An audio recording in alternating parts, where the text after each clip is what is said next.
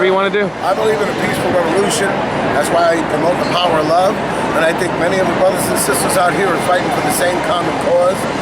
We've had plenty of opportunities to show violence or restraint, but we take control and make sure that we utilize a peaceful movement because we all want the same thing. We want some change. You know, I think there's too much oppression that's happened, whether it's monetary oppression or oppression to humanity, and I think people are coming together saying enough's enough. And I'm hoping personally that maybe the monetary system will change in this country.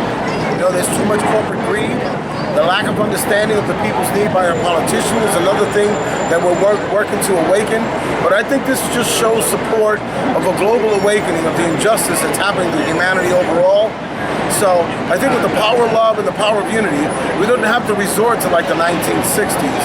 There's no need for violence, and we're proving it. With that, what would you suggest be some of the newer methods of monetary well, working? I personally, to you and me, I personally would like to see the end of the Federal Reserve, but that's going to be a while for that.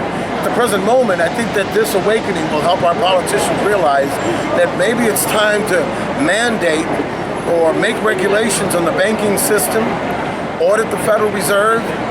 These are things that need to happen. Maybe we need a smaller government to have their hands on everything as well.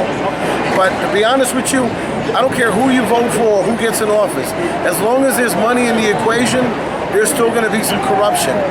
You know, I think these lobbyists and these politicians, they pimp us out like cheap prostitutes for the next fix. It's all about a monetary gain for them. And we just like the separation of church and state, we need the separation of money from politics. How do you feel about the government deregulating the banks and in hopes that they'll succeed, but then when they failed, all of a sudden we had to regulate cushion for them and bail them out? Do you feel that deregulation should apply to success and failure? I think it should. It needs to be studied, but it's an avenue that should be looked at. And if you'd like just a little background about yourself. Well, my name is Michelangelo Bosch. You can find me at michelangelobosch.com. I have a very interesting blog site that's international. And also, because I promote the power of love, go to change.org and sign the petition, changing the world with the power of love, one person at a time. You got it, man. Thank you very much. Thank you, brother.